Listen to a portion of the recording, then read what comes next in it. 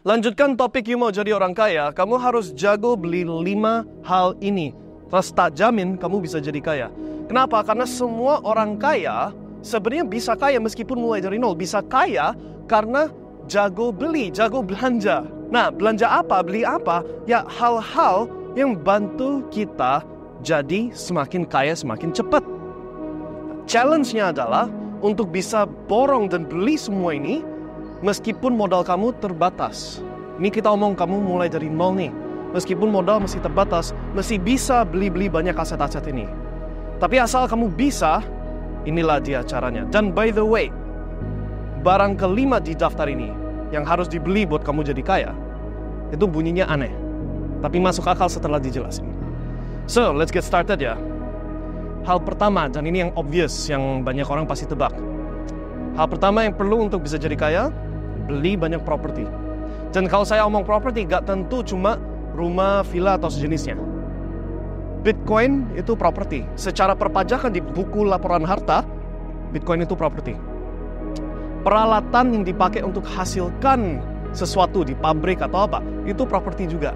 Laptop yang dipakai untuk editing video dan lain-lain, itu properti juga. Oke. Nah, bedanya ada properti yang aktif, yang kalau kamu nggak kerjain, nggak hasilkan apa-apa, so real estate, itu actually property yang aktif. Kalau kamu nggak aktif renovasiin, develop, atau apa, justru investment yang buruk. Karena kenaikannya nggak seberapa banding inflasi yang asli, sedangkan biaya simpen propertinya mahal banget. Sewa nggak nutup biaya semuanya. Oke? Tapi kalau kita ngomong properti yang pasif, ada nggak? Of course, Bitcoin sebagai contoh. Beli sekarang, merem mata, masuk ke koma, bangun lagi 4 tahun ke depan udah jauh lebih kaya. Oke? So, hal pertama yang memang obvious, property. Hal kedua yang harus dibeli adalah sistem. Oke? Nah, sistem bisa kamu garap dari nol, kamu bikin sendiri tanpa beli, tapi juga bisa kamu beli. Beli franchise itu beli sistem. Beli franchise McDonald, beli franchise Subway atau sejenisnya, itu sistem. Oke? Beli bisnis yang sudah ada sistem yang jalan supaya bisnisnya bisa hasilkan duit secara otomatis, itu beli sistem. Oke? Sistem IT, sistem HR, sistem semuanya. Jago beli sistem atau menciptakan sistem. Hal ketiga yang harus jago beli, orang. Oke? Kamu harus bisa rekrut orang-orang yang talented di sekitaran kamu, yang dekat, yang bisa jadi advisor kamu, yang jadi eksekutor kamu, yang jadi semuanya, supaya kamunya bisa leverage, bisa berkembang jauh lebih cepat, lebih besar banding kalau kamu single fighter jalan sendiri. Dan untuk itu kamu harus bisa jago tanda kutip beli manusia. Bukan beli manusia seperti beli budak slave yang tradisional ya, tapi dalam arti kamu harus bisa rekrut orang-orang dengan memberi insentif. Bukan cuma insentif sebenarnya, insentif dan penalties, right? Supaya orang yang talented bisa bantu kamu bangun lebih besar. Keempat, harus beli network. Itu hal keempat yang harus dibeli. Nah, kenapa kok orang beli supercar Ferrari atau sejenis itu? Karena itu beli network Ferrari Club atau sejenisnya misalkan. Apakah harus Ferrari Club? No. Tapi kamu harus berani beli network. Nah, dalam arti apa? Gak tentu kamu bayar membership ikut klub tertentu. Contoh, aku kasih contoh kemarin aku ke Malaysia. Aku itu tujuannya ke KL, bukan ke Penang. Tapi OTW ke KL, Kuala Lumpur, dari Indonesia. Aku kan naik business class. Ketemulah sama seorang yang probably ratusan miliar kalau bukan triliunan nilai kekayaan dia dalam bentuk rupiah. Right? Orangnya ya kita conversationnya bagus, bla bla bla bla bla. Aku jadi memutuskan, nah ini orang yang aku sangat yakin gak tahu bentuknya seperti apa sekarang. Aku gak tahu cara aku manfaatin relationship sejenis itu kayak apa. Gak ada ekspektasi. Tapi aku tahu aku harus dalemin relationshipnya. Jadi ya di tengah trip aku di KL yang mana aku udah ada jadwal dan agenda tertentu, aku extend 2 hari ekstra, bayar hotel ekstra, terbang ke Penang, tempatnya dia. Bayar hotel, bla bla bla segala macam. Keluar biaya untuk bisa beli network dekat sama dia. Dan dalam konteks bisnis maybe di Indonesia ini mungkin merupakan kamu harus bisa, misalkan mau ketemu orang-orang jenderal atau orang apa, oke, hobi nembak sebagai contoh, right? Nah, nembak itu mahal sekali, nembak sehari 1 juta, 2 juta, nggak ada sehari, paling cuma sejam 2 jam. Paham ya? Pelurunya mahal. Tapi itulah yang namanya beli network. Bukan lingkungan sih. Bisa ada connection supaya apa? Dari segi legal, dari segi distribution, dari segi even cari customer atau connect ke customer. Ada network yang bisa bantu. Hal kelima Ini yang banyak orang nggak sering setuju, apalagi di Indonesia. I don't blame you. Karena di Indonesia udah didoktrinasi hal kelima ini justru nggak bagus. Tapi justru paling penting. Berani apa? Berani beli atau jago beli knowledge, ilmu, pengetahuan, skill. Nah, kalau di Indonesia, sekolah, kuliah itu tok yang beli ilmu. Tapi aku sekarang tanya, dari segitu banyak ratusan ribu atau jutaan mahasiswa seluruh Indonesia, berapa banyak yang nyeter mobil mewah, berapa banyak yang mampu beli bisnis kelas setiap kali terbang, berapa banyak yang bisa holiday di tengah week, gak nunggu weekend, gak nunggu holiday besar, gak banyak. Ilmu dan knowledge yang dimaksud bukan ilmu sekolah, bukan ilmu kuliah, tapi knowledge yang semua orang kaya tahu untuk jadi kaya. Dan ini aku udah bahas dan sharing di channelnya YouTube Mindstack atau di TikToknya Mindstack. Udah aku pernah bilang, apa saja ilmu-ilmu yang semua orang kaya tahu. Ilmu keuangan, ilmu sales, ilmu marketing, ilmu team management dan team building dan sejenisnya. Right? Ini hanya beberapa contoh di antara banyak udah aku sebutin lengkap video satunya. Right? Tapi kamu harus berani dan jago beli ilmu. Jago beli ilmu gak tentu harus ikut kursus. Memang di Mindstack kita ada komunitas VIP yang mengedukasikan orang gimana cara cuan sebesar-besarnya dari dunia kripto. Yes, kita ada. Tapi apakah harus ikut kursus? Enggak. Oke, ada dua cara. Sebenarnya ada 3 cara sih. Kamu bisa gaji untuk dapat ilmu, right? Ada orang yang sangat-sangat pintar. Kamu jadikan dia bagian dari tim kamu. Gaji dia mahal-mahal supaya dia kasih ilmu dia pas dia lagi eksekusi dalam kerjaan dia. Ini yang terjadi kepada saya dulu waktu aku belum tahu semua ini. Aku orangnya dulu pinter dalam skill saya, digital marketing, right? Terus aku dibeli knowledge-nya. Gimana caranya? Aku dikasih kontrak kerja, right? Nilainya lumayan, miliaran, multi-miliaran malah, right? Tapi dalam saya eksekusi dengan niat baik saya untuk besarin bisnisnya, and it's okay, it's fine. Si yang bayarin saya jadi belajar, ilmunya dapat, paham ya? Bisa gaji orang, tapi itu memang modalnya lumayan. Bisa dari interaksi dengan orang-orang yang punya skill khusus, orang yang kaya, orang yang sudah ada ilmu khusus, kamu berusaha deket sama mereka, itu bagian dari yang beli network, right? Otomatis dapat knowledge juga. Yang ketiga, yang menurut saya jalur paling singkat, ya memang belilah, beli buku, beli seminar, beli kursus, ikut komunitas. Karena dari knowledge, otaknya bisa berkembang, you bisa cari kesempatan yang mana dulu gak ada kesempatan. You bisa unlock potential yang dulu gak bisa dilihat, gak bisa, bahkan gak sadar ada. Dan kalau kamu jago beli 5 hal yang barusan saya sebutkan, tak jamin kamu gak mungkin bisa miskin. Pasti harus jadi kaya. Setuju ya?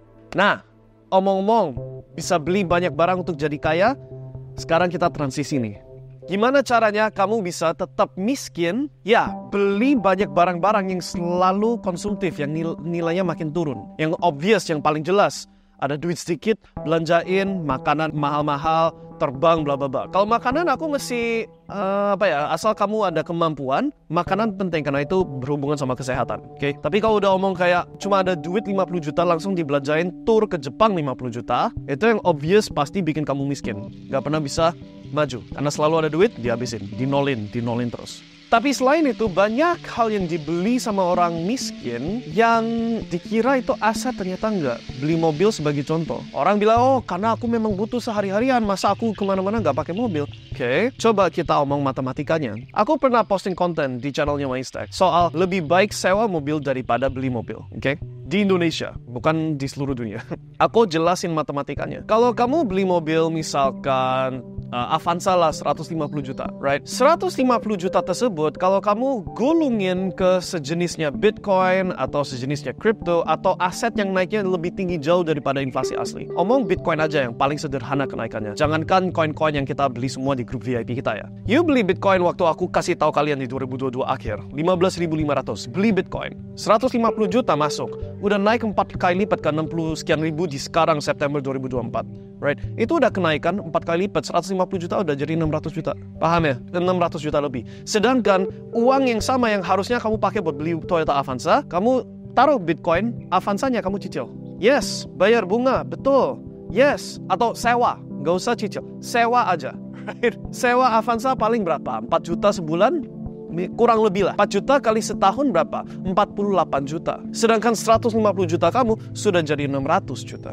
Lebih mahal mana? Beli mobilnya atau sewa mobilnya? Paham ya konsepnya? Oke? Nah, ngomong gitu. Kalau mau beli mobil, ini ceritanya udah ngumpul 10M, 100M, patokannya udah jauh kelebihan sehingga ya udah beli mobil. Saya pribadi nggak akan mau beli mobil di Indonesia. Sorry. Oke. Nah, ini kita ngomong, yes, kalau udah modalnya sesuai, dunianya bukan cuma Indonesia. You can be anywhere di seluruh dunia. I suka traveling kemana-mana, right? Tapi kalau aku beli mobil, gak mungkin aku belinya di Indonesia. Why? Let's say aku beli karena aku mau flexing, aku mau terlihat keren, aku mau terlihat spesial. Udah, aku beli Lamborghini, Ferrari, apa kek, right? 1, harga kita sampingin dulu. 2, penggunaan. Kemarin, aku kan barusan ke villa ini barusan kemarin ya. Kemarin ada tanjakan tajam gini menuju ke villa sini. Coba Ferrari lewat. Paham ya? Tanjakan, speed bump, kalau banjir, macet. I can't even ngebut lebih dari cuma 1 detik, 2 detik dalam mobil yang bagus. Paham ya? Itu di Indonesia. Beda kalau di luar negeri. So, dari segi penggunaan gak make sense untuk beli mobil mewah-mewah. It's just why, you know? Nah, argumennya adalah supaya bisa network sama orang-orang spesial di Indonesia lah. Masuk klub, masuk apa. Sure, kalau kamu mau dipatok di Indonesia, that's fine. Saya pribadi, nah, ngapain? The world is very big, very beautiful. Dan ketika kamu sudah punya uang yang cukup, right? You akan sadar, uang itu nggak bikin kamu happy. Punya jaringan orang-orang yang semua orang-orang kelas tinggi atau apa, that does not make you happy. Di akhirnya semuanya, really yang penting apa? Well, there's a lot actually. Tapi kalau kita omong secara mayoritas orang yang udah melalui prosesnya, udah kumpul banyak dana, udah fokus ke karir dan bisnis sepanjang 30 tahun, udah tua, malah banyak keselnya kok aku gak spend lebih banyak waktu di keluarga, bla bla bla bla bla, paham ya? Nah, itu cuma satu contoh di antara beberapa. Aku nggak perlu jelasin terlalu dalam. Nah, balik lagi ke contoh mobil tadi ya. So, penggunaan terbatas di Indonesia. Kedua, harga. Aku bisa keluarin aplikasi sekarang. Mungkin aku screenshot aja nanti kirim ke editor ya. Mobil yang sama di Indonesia sama di luar negeri jauh beda harganya. Kemarin aku lagi ngobrol-ngobrol sama videographer. Terus aku tanya, "You kalau mau beli Land Cruiser di Indonesia kena berapa sih?" Terus dia bilang, "Oh, kalau Land Cruiser sekitar Land Cruiser model 300 apa ya? Aku lupa namanya. 2,5 M." Terus aku buka aplikasi. Aku nunjukin aplikasi Australia. Mau beli Land Cruiser persis yang sama, bahkan yang top range. $70.000. So, 700 juta. Salah lagi. So, sepertiganya, seperapalah ya, seperempatnya. Beli Tesla yang paling base di Indonesia, Model 3, 1,5 M. Di Australia, 500 juta, 800 juta. Persis 800 juta model paling tinggi, yang base model 500-an. Oke? Begitu kamu sudah masuk kategori mobil mewah, tanda kutip, harga Indonesia rata-rata 2, 3, 4 kali lipatnya harga luar negeri. Itu fakta. Oke? Kenapa kamu, kalau argumennya you mau enjoy mobilnya, kenapa di Indonesia? Ngebut gak bisa, kena banjir rusak, kena trotoar tinggi atau kena speed bump tinggi rusak, right? Jauh better nikmatinya bukan di Indonesia. Tapi memang perlu dana, oke? So, di sini aku mungkin tutup dulu. That's a few tips. You mau jadi orang kaya, harus jago beli 5 hal tadi. You mau pastikan gak miskin, hindari hal konsumtif, terutama mobil. That's really sesimpel itu. Dengan kamu benar-benar perhatikan apa yang barusan dibahas di video ini dan beneran terapin, gak mungkin kamu bisa miskin. Pasti jadi kaya. Dan kalau kamu mau dibantu lancarkan semuanya, tinggal nyontek apa yang kita lakukan biar kamu juga bisa naik down, jadi kaya lebih cepat, tinggal ikut komunitas VIP kami. Link akan ada di deskripsi video ini. Sementara di situ dulu, sampai jumpa di video selanjutnya, dan sukses selalu.